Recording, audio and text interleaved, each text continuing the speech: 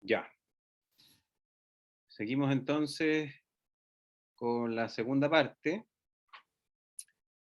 Ya hicimos toda la introducción de las lesiones de tendones en general, para que tengan estas consideraciones especiales de los tiempos, que son súper relevantes. Ya hice bastante énfasis en eso. Y ahora vamos a repasar un poquitito, ya en específico, cuáles son las órtesis para lesiones de tendones extensores y algunas para lesiones de tendones flexores. Ya les va a quedar como para el repaso, porque yo les voy a mandar ahora, terminada la clase, yo les voy a mandar la clase del PPT, y mañana más tardar vamos a enviarle la grabación para que la tengan también, ya que tenemos que descargarla y sufre algunos tiempos de retraso, pero les vamos a mandar la clase teórica, o sea, la clase en PPT, ahora terminada la clase. Una cosa que hay que recordar es que las zonas extensoras y las zonas flexoras, que era la primera diapositiva que aparecía en las imágenes de esta parte de la clase, es que tiene zonas, ¿ya? Tiene específicamente algunas zonas que, dependiendo de cuál es la órtesis que podríamos llegar a confeccionar. Entonces, solo para recordar, a modo muy general, es que la zona extensora tiene 8 zonas, 8 pares, 8 regiones. Las zonas impares son todas las interfalángicas, o sea, la interfalángica proximal, la primera es la interfalángica distal, después la interfalángica proximal, la metacarpiana y la radiocarpiana. O sea, las zonas articulares son las zonas impares de la extensión. Y las zonas pares son las zonas de las diáfisis. ¿Ya? La zona de la diáfisis de la falange media, la de la falange proximal, la de la metacarpiano y la zona distal del radio. El pulgar también tiene sus zonas en específico, y que vamos a ir revisando. Yo les dije al comienzo de la clase que lo que vamos a hacer en el laboratorio práctico son 2 órtesis, ¿ya? En el laboratorio práctico ustedes más bien van a confeccionar 2 órtesis, y nosotros les vamos a mostrar, además de las que se hicieron, les vamos a mostrar, práctico, pero les vamos a mostrar nosotros los docentes, 2 órtesis además de esas, ¿ya? La oponente del pulgar era la primera que vamos a confeccionar, ya la revisamos. Y la órtesis para dedo en martillo, o la de mallet finger, es la segunda que vamos a confeccionar en el laboratorio ese día, que ustedes van a hacer. Entonces, aquí es donde les pido también la atención para que tengan clarito algunos de los conceptos y también datos para poder hacer de mejor manera esta órtesis en el taller. Esta lesión, el dedo en martillo o el mallet finger, se produce por una ruptura en el tendón extensor, que puede ser en la zona 1 o en la zona 2, ¿ya? Y que lo que provoca visualmente es la flexión de la interfalángica distal, ¿ya? Una caída del dedo en la punta del dedo, eso es la práctica.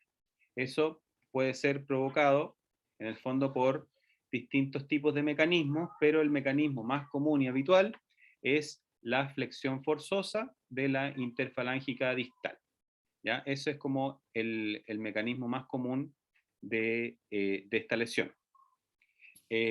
Puede ser, como dice aquí, un mallet finger, o puede ser un mallet fracture.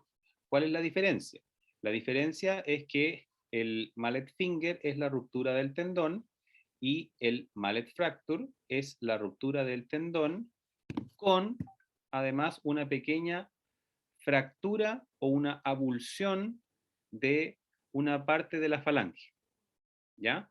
Entonces, eso se provoca porque el tendón llega hasta el hueso, eso es lo que conversábamos antes. Entonces, cuando el tendón llega hasta el hueso, a veces la flexión es tan forzosa que arranca literalmente una pequeña parte de la falange, y se provoca lo que se ve en la primera imagen de arriba, que es un huesito pequeño que está desplazado como dentro del espacio articular, por decirlo así, y que cuando hay un margen del 30% de la superficie articular que dice acá, o sea, si es menor al 30% de la superficie articular la que se dañó producto de esta abulsión, se trata de manera ortopédica, o sea, se trata con una órtesis.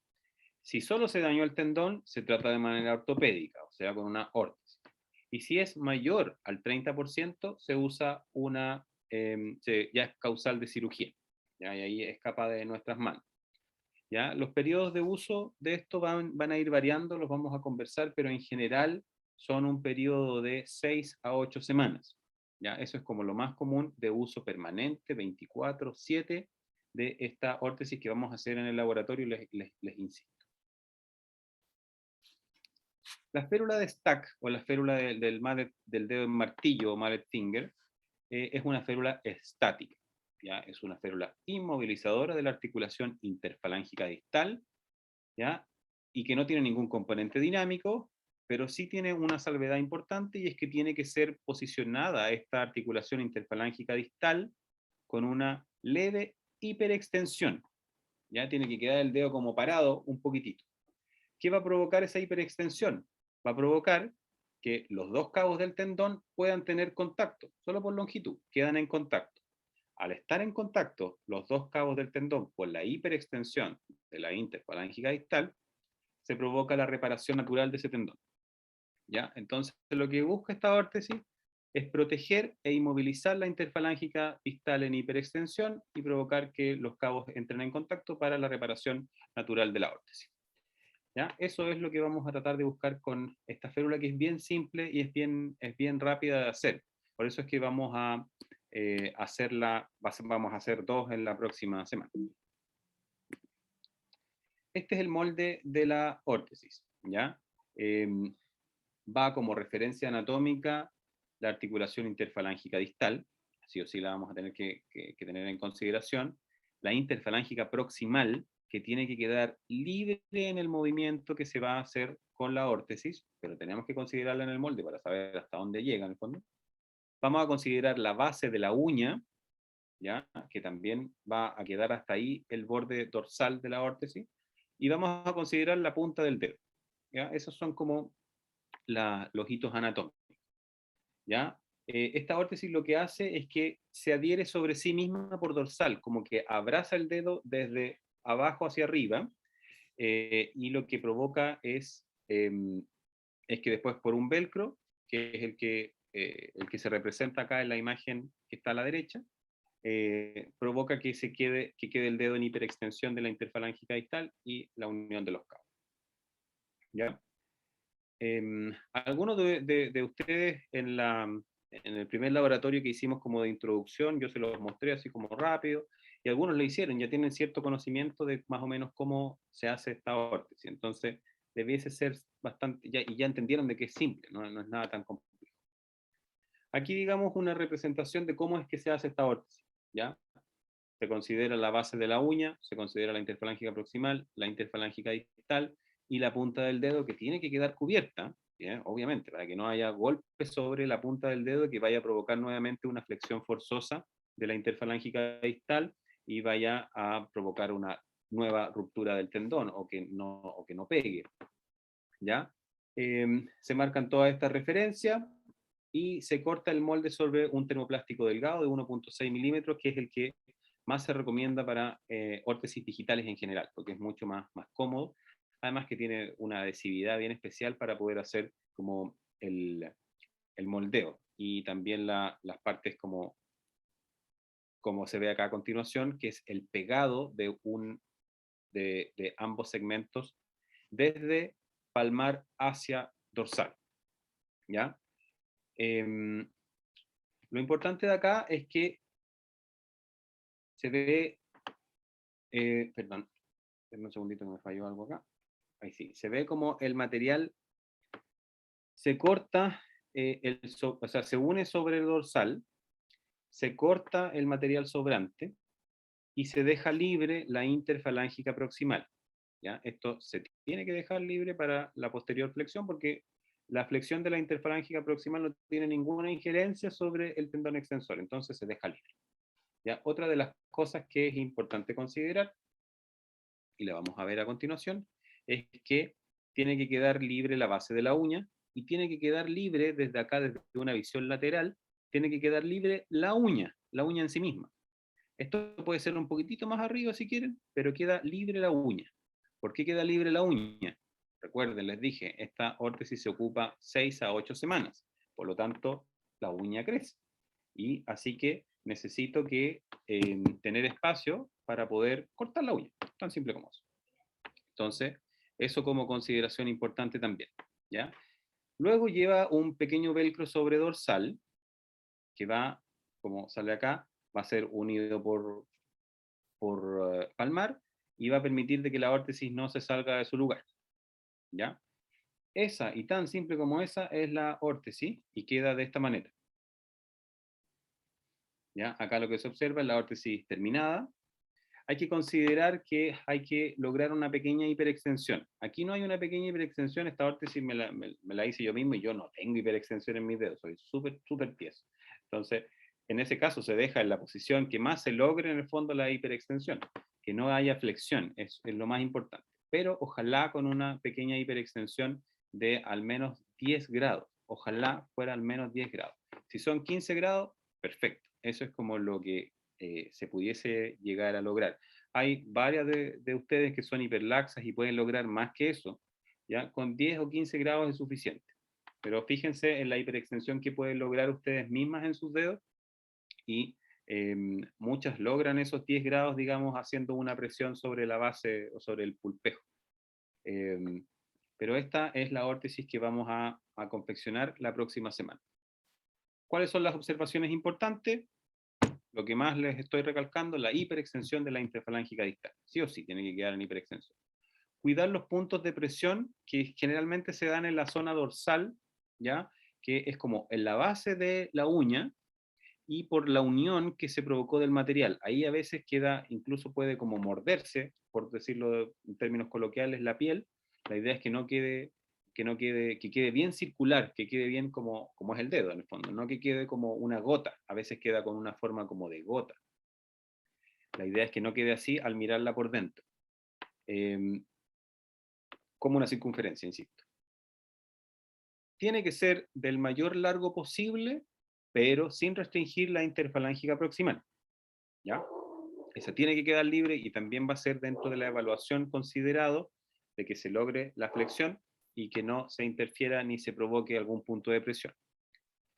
Hay que tener cuidado porque también, como todo proceso, como muchas de las patologías que requieren de órtesis, hay inflamaciones.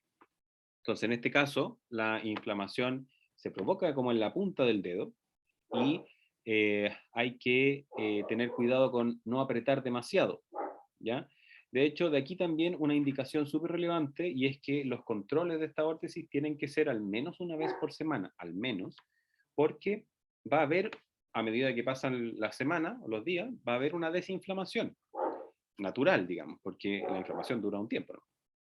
Y al verse desinflamado milimétricamente, la órtesis va a quedar suelta. Entonces, si queda suelta, se puede salir, y si se sale, se puede volver a romper el tendón. Entonces, de ahí la importancia de hacer controles súper seguidos. ¿Ya? El moldeo y la alineación es simultánea, ya lo hemos dicho. Aquí se moldea y se hiperextiende al mismo tiempo. Igual como varias otras de la órtesis, como la oponente que se moldea y se opone al mismo tiempo. Esta también se hace lo mismo. Hay que tener cuidados en aseo personal. ¿Ya? Aquí hay una indicación bien importante porque la órtesis no se saca por 6 a 8 semanas, que es lo que dice acá. Entonces, ¿cómo hago el aseo personal? Es bien complejo, porque lo que tiene que hacerse es retirarse la órtesis, pero mantener una hiperextensión. Entonces, al retirarse la órtesis, tiene que tener ayuda de otra persona que le tome la punta del dedo para que ésta no caiga y no se provoque la nueva ruptura del tendón. Y ahí poder asear la mano y poder limpiar la órtesis, que a veces se pone mal olor, producto del uso prolongado. A todo el mundo le pasa, digamos. Entonces, esa es algo que tenemos que considerar. ¿Ya? Perdón si se escucha aquí al lado un perro, pero justo mi vecino salió a pasear. ¿Alguna duda o consideración respecto de esta órtesis? Porque vamos a pasar a la siguiente. ¿Ya? Me dicen si es que tienen alguna consulta. Profe, usted decía que, por ejemplo, las dos opciones de este dedo en martillo es como la órtesis o la cirugía. ¿Eso lo determina quién? ¿Un médico? ¿Un médico? No, no, es que mira, cuando es la lesión del tendón y solo la lesión del tendón, es órtesis, sí o sí. Si es la lesión del tendón con además una pequeña fractura, con una pequeña avulsión, que es esta que aparece acá en la imagen arriba, que el huesito se desplazó de su lugar, de aquí es una órtesis también, si es que este pedacito que se salió es menos del 30% de la superficie articular, ¿ya? También es órtesis. Y si es mayor al 30% lo que se salió de aquí, eso es cirugía.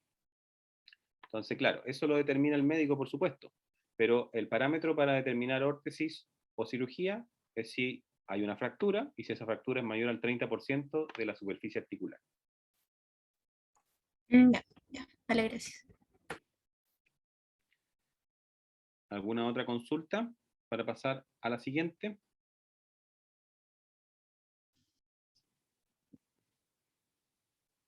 No, perfecto, seguimos. La siguiente es una órtesis que se confecciona para la lesión de boutonniere, para el dedo en boutonniere. Esta, ya hablamos de la zona 1 o la zona 2, que era para el dedo martillo. Esta es la zona 3 o la zona 4, es más hacia proximal, por dorsal. Entonces, la zona 3 o zona 4, lo que se observa con esta lesión es una flexión de la interfalángica proximal y una hiperextensión de la interfalángica distal, tal como aparece acá en la imagen. ¿Ya? Esto se provoca por distintos mecanismos, ¿ya? Pues, principalmente son mecanismos traumáticos, ¿ya? Donde la bandeleta central se lesiona, etcétera. No vamos a entrar en detalle, pero la observación es muy, muy clara de la flexión de la proximal y la hiperextensión de la distal. ¿Ya? En el cuello de cisne, que es una lesión inversa, es decir, donde se observa una hiperextensión de la proximal y una flexión de la distal, se fijan que son distintas, es al revés, completamente al revés. En ese patrón también sirve la misma órtesis que vamos a hablar ahora. Entonces, por eso es que se las menciono, solo que se ubica en zonas distintas. ¿Ya? Ese dedo en cuello de cisne se puede provocar también por lesiones traumáticas de distinto tipo, pero estamos hablando aquí de lesiones en la placa volar, que es otro tipo de lesión, y también se provoca por patrones de lesiones neurológicas, ¿ya? Que también provocan aumento de la musculatura flexora y se provoca lo que aparece acá en la imagen de la derecha, que también es un patrón de hiperextensión de la proximal y flexión de la distal. ¿Ya? Las órtesis que se pueden hacer para esta lesión de zona 3, zona 4, son las órtesis llamadas de 3 puntos. ¿Ya? Hay varios modelos, como ven acá. Es una órtesis estática que permite estabilizar y alinear las articulaciones del dedo de la mano y mejorar la función. ¿Ya? Ay, perdón, me pasé de lado. Ahí. Tiene tres formas posibles. Una es la primera imagen de arriba, que es una forma de 8. Tan simple como un 8 que rodea el dedo y bloquea alguna articulación. En este caso está bloqueando la flexión. Aquí, este es el punto que se bloquea, donde se une el 8. Este es el punto de bloqueo. Aquí está bloqueando la flexión de la interfalángica proximal. Si yo la diera vuelta a esta órtesis y la pusiera con este 8 hacia el otro lado, lo que voy a bloquear es la hiperextensión de la falange proximal. Entonces es lo mismo, pero depende de dónde yo la ubique. ¿Ya? Es muy simple, muy, muy simple. Digamos que se usa un trocito de termoplástico, a veces un resto, y se puede confeccionar rápidamente. También si les alcanza el tiempo y quieren hacerlo en el laboratorio, genial, porque es muy, muy fácil. La órtesis que está abajo a la izquierda es una órtesis enojal que se llama, que esto es una pequeña placa que se le hacen dos hoyitos y se mete un dedo por un hoyito y se saca por el otro. Y provoca que una parte del material quede en dorsal y otra quede en palmar. Y es lo mismo. Aquí, si la persona quisiera hacer el movimiento, se va a permitir la flexión de la interfalángica proximal. Se va a permitir, pero bloquea que se hiperextienda. Aquí va a provocar el bloqueo. Por eso que son 3 puntos. 1 punto, 2 puntos, 3 puntos. Acá es lo mismo. Es 1 punto y al otro lado tenemos 2 puntos y 3 puntos. Y acá tenemos exactamente la misma situación. Y que es otro diseño, otro molde, que se provoca un punto, 2 puntos y 3 puntos. ¿Ya? Aquí lo que hace esta órtesis perdón, es bloquear la o bloquear más bien la flexión de la interfalángica distal en este caso, en la imagen, en la foto. ¿Ya? Eso no se va a poder hacer. Y lo que hace en el fondo es, como les digo, tanto para el dedo en cuello de cisne o para el dedo en boutonniere, generar un punto que bloquea el movimiento que se pretende prevenir que no suceda. Ahora, yo les voy a mostrar aquí cómo se hace la última órtesis que está acá, que esta es una órtesis de foto, digamos, de catálogo, pero les voy a mostrar cómo se hace. ¿Ya? También es bastante simple, pero ocupamos unas variantes que no se hacen con las otras órtesis. Por ejemplo, aquí no puedo medir yo cuál va a ser voy a hacerlo aquí, esta circunferencia. Es súper difícil de medir, ¿cómo lo hago con una wincha? Entonces lo que se hace es que se mide con un hilo, ¿ya? O con algún elemento que sea posible de flexibilizar, que sea pequeño, y después esta distancia, que yo sé que va a ser hasta aquí, lo corto, lo mido con la regla y lo corto el pedacito que voy a necesitar. ¿Ya? Es tan simple como eso. Entonces, yo de aquí es otra técnica de medición. Estos puntos después yo los caliento con la pistola y uno a ambos cabos, ¿ya? Que se pegan sobre sí mismos, y eso va a un punto, en este caso, de la falange media y de la falange proximal, ¿ya? Y se moldea hacia lateral para que caigan los segmentos tanto hacia radial como hacia ulnar. ¿Ya? Acá se ve mejor la imagen. Lo importante de acá es que este punto, tanto el proximal como el punto distal, queden bien parejitos como al dedo, que no queden muy angulados, porque si no va a provocar ahí un punto de presión y algún tipo de molestia. Después se hace una tercera parte, que es la que va a ser el tercer punto para bloquear en este caso la flexión de la interfalángica proximal. Se mide de la misma manera, con un pequeño hilito, y se corta un trocito muy pequeñito de material. Todo esto, lo complicado es que todo es como mini. Entonces, eso es como lo más difícil de hacer. Es una órtesis simple, pero es chiquitito. Entonces, hay que calentar un poquito el material, porque si no se van a quemar, si no se les va a deformar, etc. Después ese pedacito que va sobre la articulación, que va a ser el tercer punto, se pega a la otra también calentando el material. Se fijan que aquí está un poquito transparente, es porque está caliente, aquí también está caliente y se pega un punto sobre el otro y ahí se adhiere. ¿Ya? Una vez que lo tengo, ven aquí se fijan bien, está clarita la imagen, donde se une este punto, se hace lo mismo con el otro cabo y se pega el extremo al otro lado. Y ahí queda como una especie de anillo, ¿se fijan? Queda sobre la articulación interfalángica proximal en este caso, para bloquear la flexión.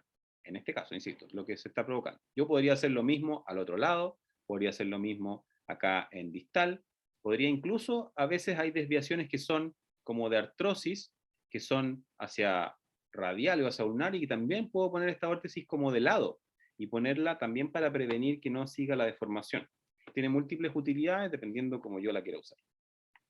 ¿Qué es lo que pasa muy comúnmente con este moldeo? Que a veces quedan pequeños espacios. ¿Ya? ¿Por qué? Porque todo es chiquitito, todo es pequeño, entonces a veces uno lo hace y queda un pequeñito espacio cuando lo ve, y aún así se provoca el movimiento que yo quiero prevenir. Entonces para eso yo tengo una fórmula específica de eliminar ese espacio. Y es que con una tijera con bastante punta, yo corto un par de milímetros, que es justamente lo que yo necesito aquí para quitar de este diámetro, corto un par de milímetros, nuevamente lo caliento con la pistola y lo uno cabo con cabo. ¿Se entiende la idea?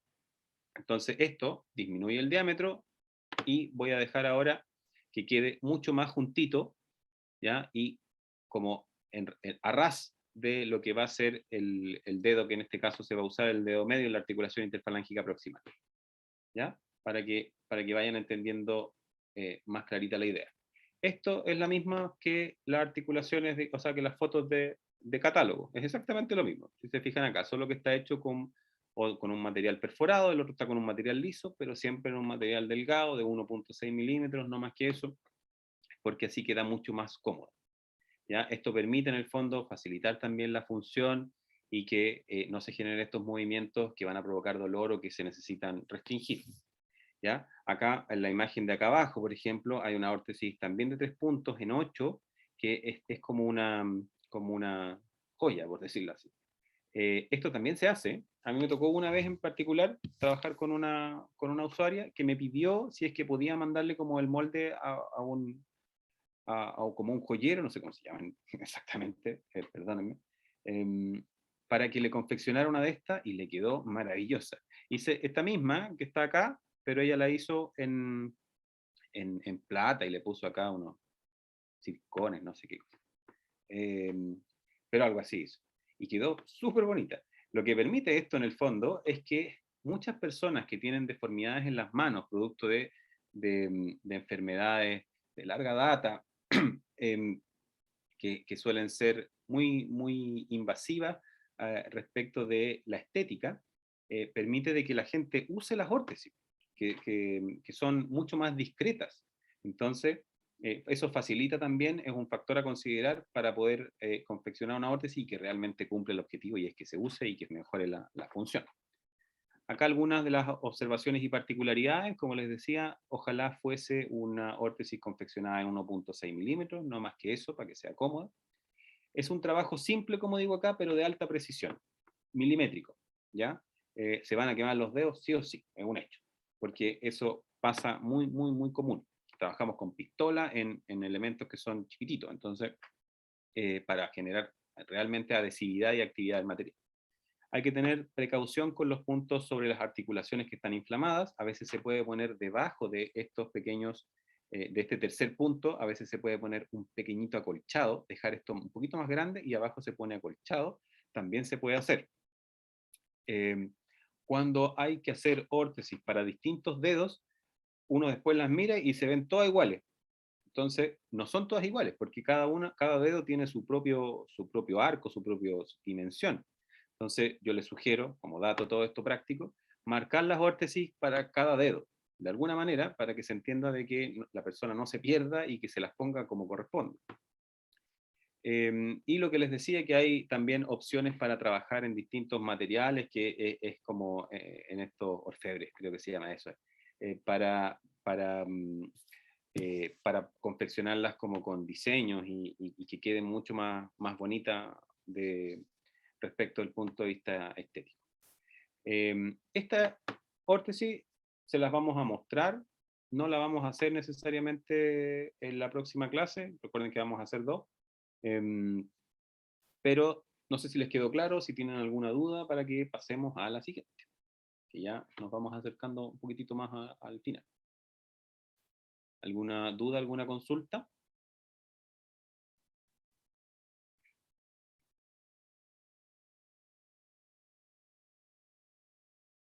Parece que no. Muy bien, algún dedito por ahí para arriba, perfecto. Ya, seguimos. Aquí hay otra órtesis que no voy a entrar en detalle, pero es para que vean que algunas son mucho más complicadas. Y que es una órtesis, es una dorsaleta para lesiones de extensores que se llama Kleinert inverso. Ese es el nombre que tiene. ¿Ya? Esto es para una lesión en la zona 5 de las zonas extensoras. Ya hablamos de la zona 1, 2, 3, 4, esta es la zona 5. Entonces, aquí esto es como una mezcla entre una palmeta y una dorsaleta. Tiene como un mix, tiene una parte que es como cerca del 70% que va por el dorso del antebrazo y después tiene un hoyito por donde entra la mano y al final termina provocando que el material quede por palmar, el otro 30% en el fondo. Entonces, a eso se agrega un alto perfil, que es esta barra de aluminio que va hasta acá arriba y que cae en diagonal, perdón, cae perpendicular sobre las falanges medias en este caso, y que permiten que la persona pueda flectar los dedos, pero con un tope, que no vayan más allá de esto. Entonces puedo, en el fondo del tendón que va por el extensor, por la zona dorsal, tiene un límite en el cual va a ser distendido, va a ser tensionado. Entonces, al flectar los dedos, la zona dorsal tiene un tope, para que lo entiendan. Porque si yo flecto la mano más allá, mis tendones extensores yo los tenso, ¿ya? Porque ahí tiene una longitud. Entonces, una órtesis, como dice acá, estática con un componente dinámico, es un mix.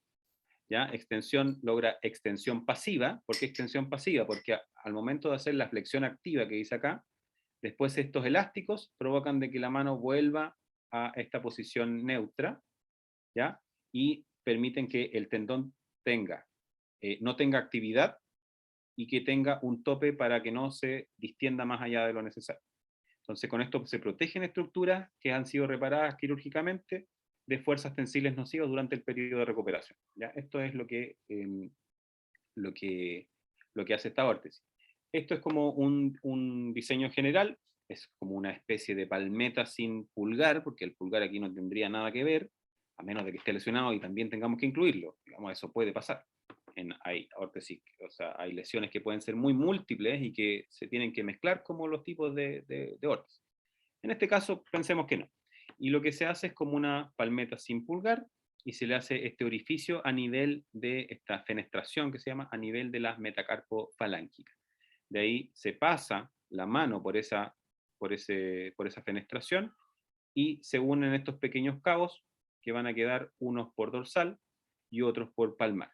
Después a esto se le une la barra que tiene que caer sobre los elásticos sobre las falanges medias. ¿Ya? Eso es un ejemplo de que hay otro tipo de órtesis que también tienen otros componentes mucho más complejos y que también son para lesiones de extensores. ¿Alguna duda con esta? Esta también tiene un protocolo, digamos, solo la vamos a repasar teóricamente para que sepan que existe, pero no la vamos a ver en el laboratorio. Vamos a hacer después, en el último laboratorio, algo parecido a esto, pero que tiene dos componentes dinámicos, que es la de lesiones de nervio radial, pero no va a ser exactamente igual a esto. ¿Alguna consulta, chicas, chicos, con respecto de esta?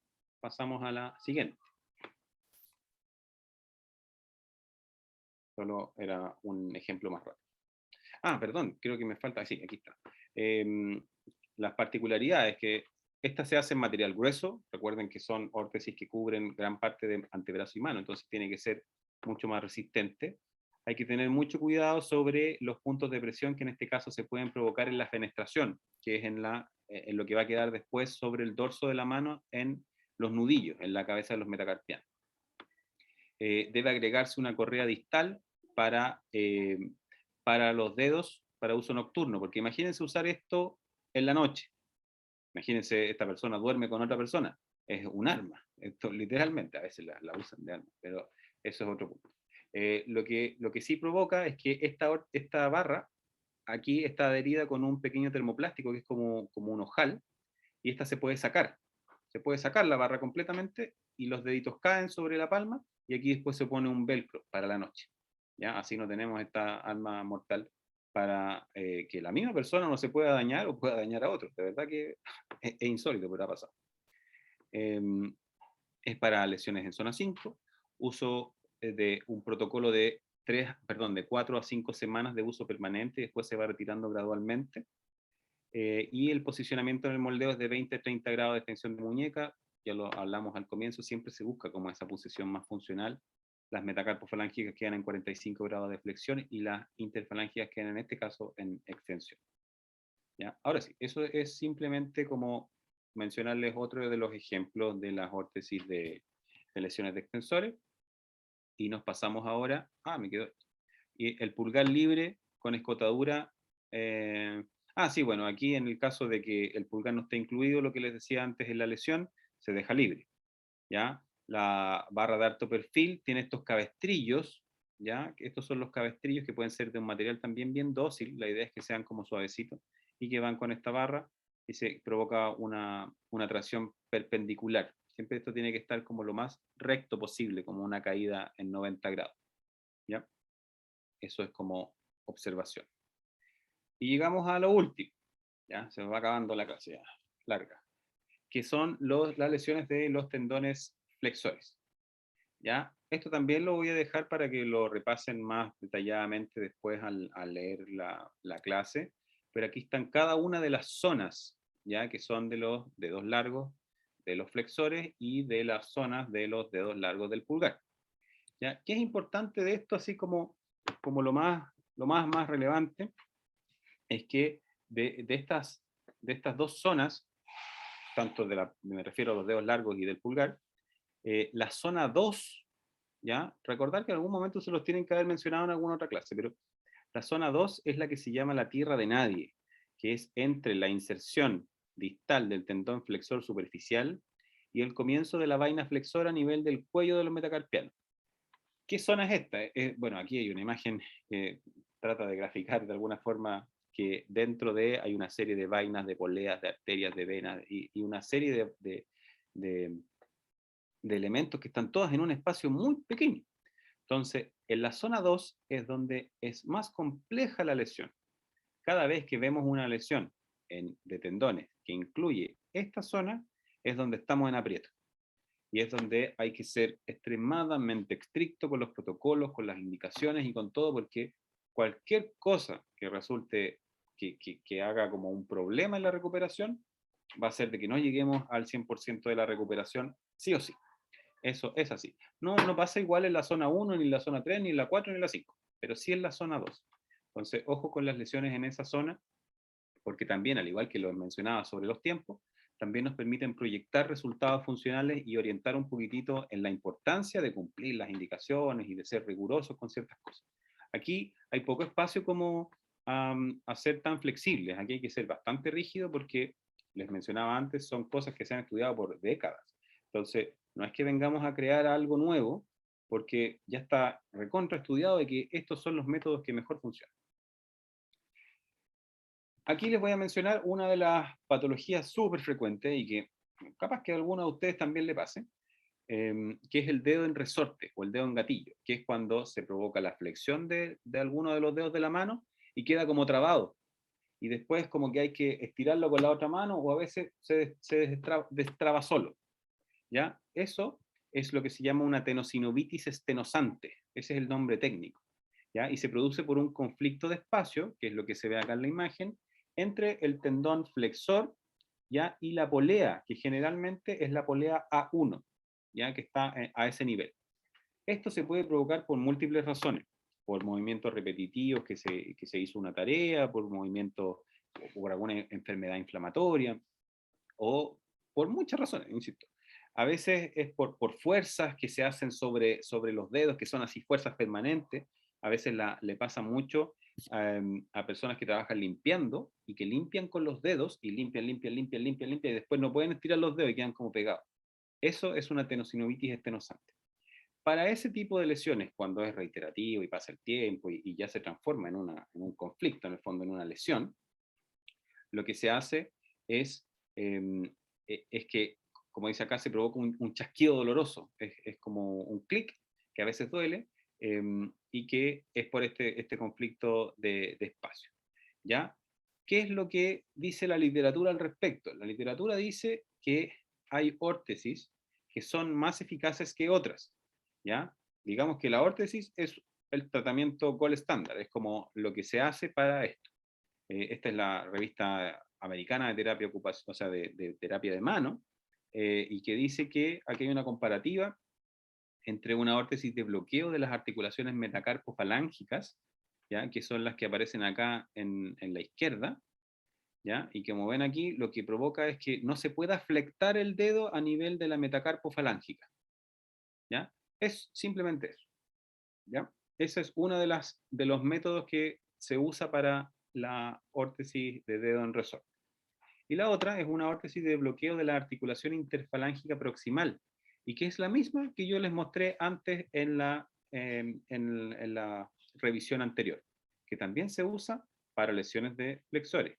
Y en este caso, lo que concluyó este estudio es que la férula de bloqueo de la interfalángica proximal, o sea, esta que está acá a la derecha, es más eficaz que la férula de bloqueo de la metacarpofalángica. Antes se pensaba que esta era como la única, pero en realidad se dieron cuenta a través de múltiples estudios que esta es efectivamente mucho mejor y que logró mejores resultados funcionales en 8 semanas de uso y 24 horas al día, y en el fondo redujo todo lo que eran los síntomas de dolor y de chasquido. Entonces, ese es como un estudio que también nos permite generar razonamiento y directrices hacia cuáles son las mejores órtesis dependiendo de la lesión y de la zona. Y lo último, que ahora sí ya vamos finalizando, son las lesiones de tendones en zona 2 o zona 3 o zona 4. En el fondo, aquí estamos hablando de que prácticamente todas las zonas tienen que ser confeccionadas lo que se llama una dorsaleta. ¿Ya? Dice acá Durán, pero en realidad ya les voy a mencionar cuál es la diferencia de protocolos. Durán es un protocolo, ¿ya? Que significa que hay una pauta de trabajo que ya viene como predeterminada en tiempos y actividades que se tienen que hacer. Hay otro tipo de protocolos, está el protocolo de Kleiner, está el protocolo sueco, está el protocolo americano, hay muchos protocolos que hay formas de llegar como al mismo objetivo. Ya les voy a mencionar cuál es uno y cuál es otro, que son los más usados, y cuáles son los más efectivos de acuerdo a las herramientas más comunes que también disponemos, porque hay algunas que son súper complejas y que en realidad no tenemos cómo hacerlas. O en general, digamos, como si trazáramos una norma, es muy poco probable que contemos con algunos materiales que son exclusivamente de alto costo. En el fondo. La órtesis de la dorsaleta de Durán, en este caso, es una órtesis estática de apoyo posoperatorio en tenorrafia de tendones flexores, ¿ya? O sea, se suturó un tendón que se lesionó en la zona flexora y se puso una dorsaleta que va desde un par de milímetros, medio centímetro, desde la punta de los dedos, pasando por todo el dorso de la mano hasta la unión de acá del tercio proximal con el tercio medio, ¿ya? Y en este caso aquí se deja libre el pulgar. Lo mismo, si la lesión provocó una lesión de pulgar, también se hace una, eh, una extensión hacia el pulgar si es que necesita o tuvo esa lesión. Esta órtesis, lo que por la posición, que también lo mencionamos en la clase que hizo el profesor Jaime respecto de la posición de seguridad de una palmeta, esto provoca una posición similar, entonces reabsorbe también el edema, es una posición que favorece eso. Favorece la cicatrización tendinosa y los tejidos y de cualquier otro tejido, porque a veces para reparar un tendón también se rompen las poleas, también se rompen otras estructuras. Imagínense que las lesiones de tendones son provocadas en general por traumas de alta energía, por heridas cortantes en su mayoría. Heridas, por ejemplo, yo les digo que lo más común que veo yo en el lugar donde yo trabajo son heridas con herramientas tipo galletera, ¿ya? Que son herramientas cortantes de alta velocidad que por cualquier razón, la mayoría de las personas lo que hace es que, para que sepan ustedes, esas herramientas tienen seguridad para que esto no pase. Pero esa seguridad, que es como una lámina que evita de que la gente se corte los dedos, esa seguridad quita visión de la línea de corte. ¿Ya? Entonces hay como que cortar mirando por el lado. Y eso a muchos maestros les molesta, mucha gente que usa esas herramientas, entonces les sacan la seguridad. Súper buena idea. Les sacan la seguridad, entonces ven el corte limpiecito, pero se encuentran con algún problema en la madera, qué sé yo, o con algún clavo, se les sale y se cortan los dedos. Lo veo muy seguido. Entonces, ojo con el uso de herramientas, si sus familiares o a alguien se le ocurre sacarle la seguridad, que es más común de lo que uno cree, muchísimo más común. Entonces, ese corte con una herramienta de esas características no va a cortar el tendón. Corta el tendón, corta el músculo, corta las arterias, corta todo lo que pilla. A veces corta los huesos, etc. Entonces son lesiones graves, evidentemente. A veces se cortan los dedos y no se pueden volver a poner. Y tienes que hacer el protocolo flexor con los dedos que quedaron. Y así es. Parece crudo, pero es real. Entonces, lo que permite también esta órtesis es prevenir formación de adherencias. ¿Qué son las adherencias?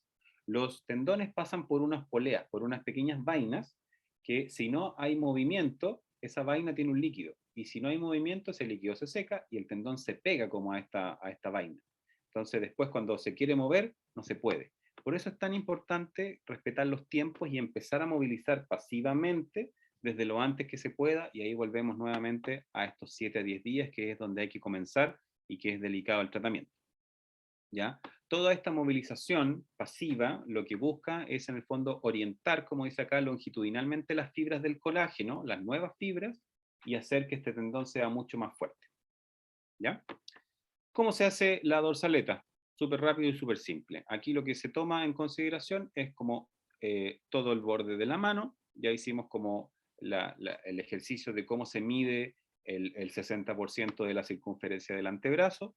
Y en este caso, si ustedes se fijan y logran hacerlo en sus casas, el pulgar, si ustedes lo quieren como llevar hacia atrás, ¿ya? Tiene un límite, por supuesto. Pero ese límite también provoca un pequeño levantamiento de la musculatura del pulgar por dorsal. ¿Ya? Hay como un pequeño levantamiento que es el que se libera para que el pulgar tenga, en este caso, si no se ve afectado, total excursión y movimiento. ¿Ya? Y eso también facilita algunas cosas más adelante. Lo que se hace con esto es buscar los ángulos necesarios, que pueden variar estos ángulos, em, pero en general van a buscar una posición de seguridad que es más o menos una flexión de 30 grados de la articulación de muñeca, y lo mismo con 45 grados aproximadamente de las metacarpofalanges.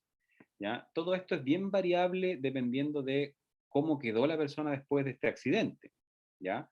Porque a veces no se puede lograr posiciones de este tipo, a veces la cirugía fue súper invasiva y generó una imposibilidad de hacerlo también por dorsal, porque la herida cubre ese dorsal y hay que hacerle algunos sacados a la aorta, etc. Pueden pasar muchas cosas, digamos que las lesiones nunca son lineales, en sentido de que va a cubrir solo una zona.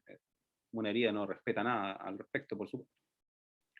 Y de ahí se pone en el fondo la posición de moldeo, que evita como la activación de la musculatura flexora. Tiene que evitarse esa activación.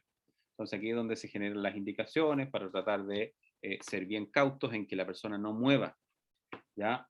Aquí están los 7 los 10 días que les decía al comienzo nuevamente.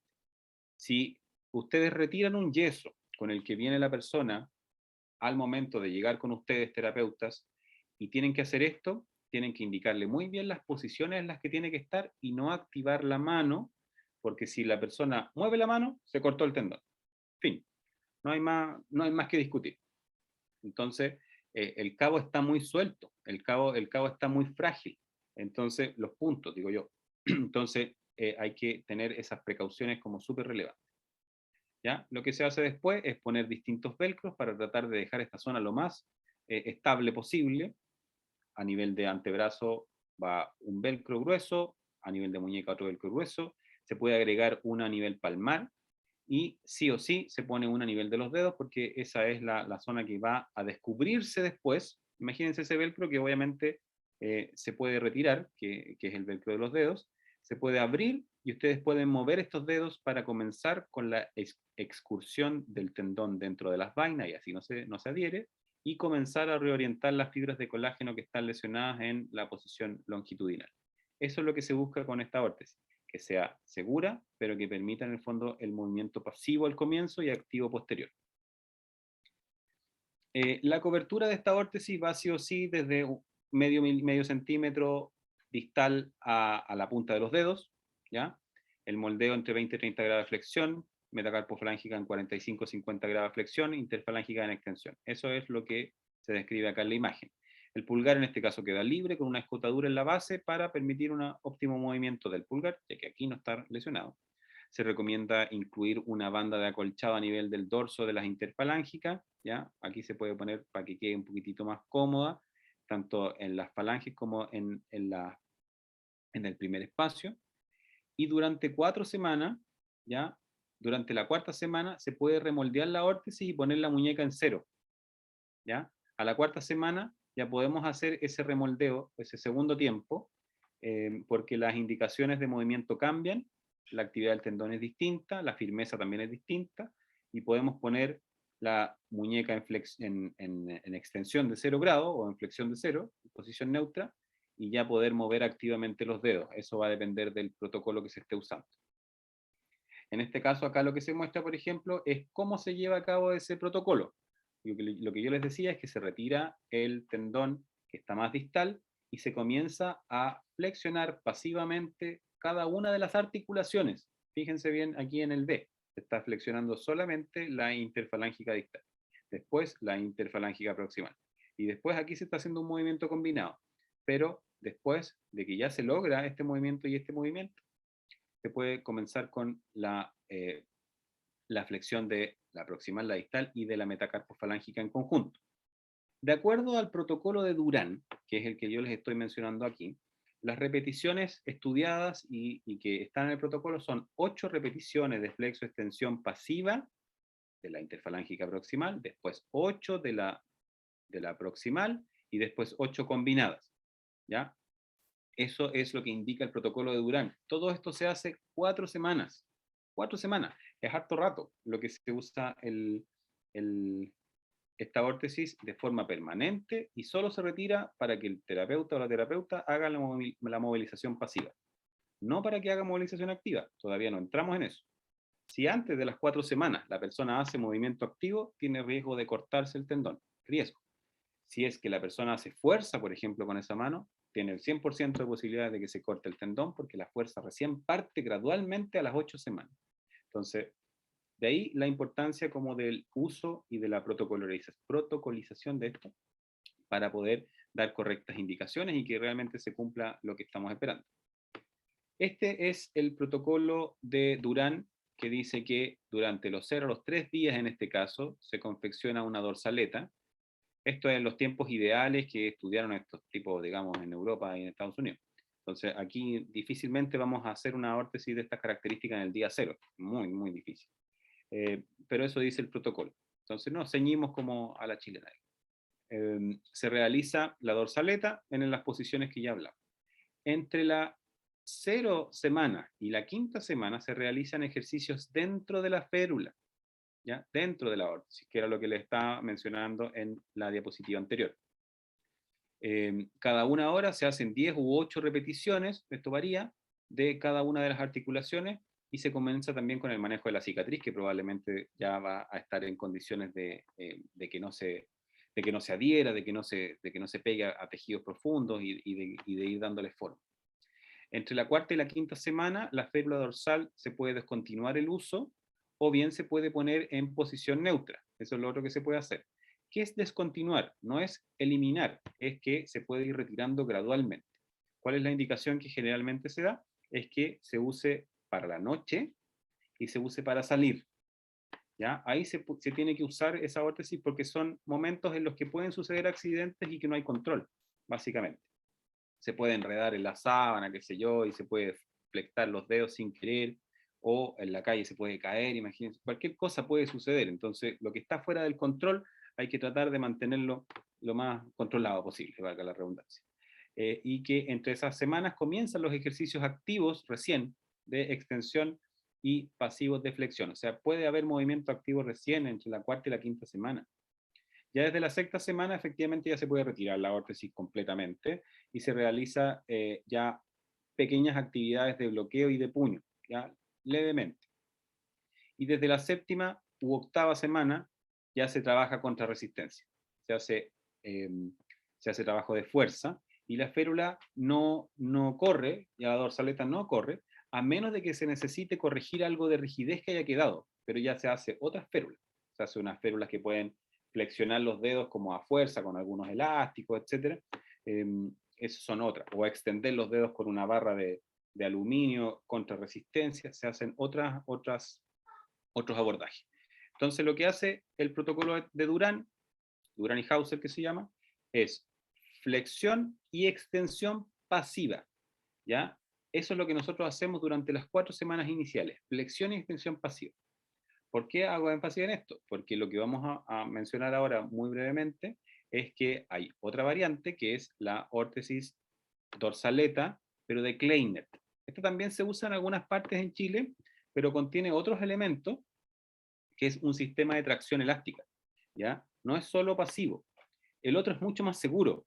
¿Ya? Eso es así. Y este es un poquitito más agresivo, un poquitito porque en el fondo lo que hace es darle mucha más responsabilidad al usuario, lo cual tiene pros y contras, ya que a veces el usuario puede, por desconocimiento o por querer salir más rápido, se apura con esto y hace más de lo que debería. Eso pasa mucho. Pero ahí se maneja por instituciones, se maneja por gusto personal también. Aquí lo que hay es un anclaje, si se fijan aquí, un anclaje a la uña, ¿ya? De un botón.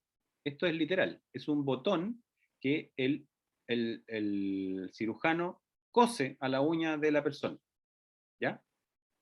Y ese botón se le pone un elástico que va hacia la zona del antebrazo, ¿ya? Eso permite en el fondo trabajar contra resistencia y, es una forma de abordaje distinta. Lo que busca en este caso, y aquí se reemplaza esa tracción, esto es para la terapia, en el fondo, para los movimientos pasivos que nosotros hacíamos, aquí la persona los hace de forma activa. Entonces, lo que hace la persona es extender activamente, ¿ya? Porque aquí puede levantar los dedos, pero la flexión es pasiva porque hay un elástico que reemplaza como al tendón. Entonces, él extiende y después se devuelve solito por el elástico, ¿ya? Eso es lo que busca en el fondo esta férula. Es extensión activa, flexión pasiva, ¿ya? Y se retira todo este componente elástico para la noche y se pone un velcro para evitar cualquier tipo de accidente, ¿ya? ¿Qué particularidades tenemos? Es que tenemos que, por supuesto, dejar también un pequeño espacio para la punta del dedo, ¿ya? Que no vaya a quedar muy justa, ni tampoco los dedos en exposición fuera de la órtesis, porque si no ahí se puede golpear el dedo y podemos dañar. El moldeo es en 30 a 40 grados de flexión de la muñeca, metacarpofalángica en 40 a 60, y la flexión de las interfalángicas, y las interfalángicas van en extensión. El pulgar libre con escotadura en la base también del pulgar es lo mismo. Se debe agregar una banda de tracción elástica, esta es la variante, en los dedos afectados, en él o los dedos afectados, pueden ser más de uno, para la movilización controlada por medio de extensión activa, que era lo que les decía, extensión activa que tiene un tope igual, pero puede extender, y flexión pasiva por la tracción elástica, en reemplazo del tendón. Para dormir se retira y se pone un velcro durante la noche. Aquí están las fases del protocolo de flexores de Kleiner, que varía un poquitito, de los 0 a los 3 días se supone que se confecciona esta órtesis también. De las 4 semanas se comienza con extensión activa y flexión pasiva. ¿Ya? Esto en la misma frecuencia, cada una hora se hacen 10 u 8 repeticiones. De la cuarta a la sexta semana, la férula dorsal se puede discontinuar y de aquí comenzamos más o menos con con las mismas actividades, solo que en teoría aquí pudiésemos partir un poquitito antes, entre la sexta semana, con la resistencia gradual que antes la partíamos a las 8 o 7 semanas. Entonces, este protocolo es de flexión pasiva y extensión activa. ¿Ya? Son dos variantes distintas. ¿Alguna consulta, colegas? Porque les tengo la maravillosa noticia de que terminan. ¿Tienen preguntas al respecto? Aquí ejemplos, solo ejemplos de varias órtesis de mano, de varias órtesis para lesiones de tendones, algunas que se pueden mezclar, que se pueden variar, y como les dije, dos que vamos a confeccionar, que es la de oponente de pulgar y la de férula de Stack, y dos que les vamos a mostrar, que son unas digitales y una que no les mostramos ahora, que también les vamos a mostrar más adelante. Sí, Elizabeth, fue mucha información, es verdad. Como les dije antes, esta clase suele ser doble, pero por calendario para alcanzar a hacer bien como todo lo que tenemos pensado en los laboratorios, las tuvimos que mezclar porque efectivamente se mezcla esta información, si esto nosotros lo encajonamos por un tema metodológico, pero todo va junto. Si tienen dudas, insisto, yo les voy a mandar la clase, el PPT, ahora en un ratito. Les vamos a tratar de mandar la grabación lo antes posible y queda todo a resolverse también las dudas con los profesores en el laboratorio de la próxima semana. Así que ahí podemos ir resolviendo también si es que fue demasiado y les quedó alguna duda con algo. Eso, ¿alguna consulta que hacer?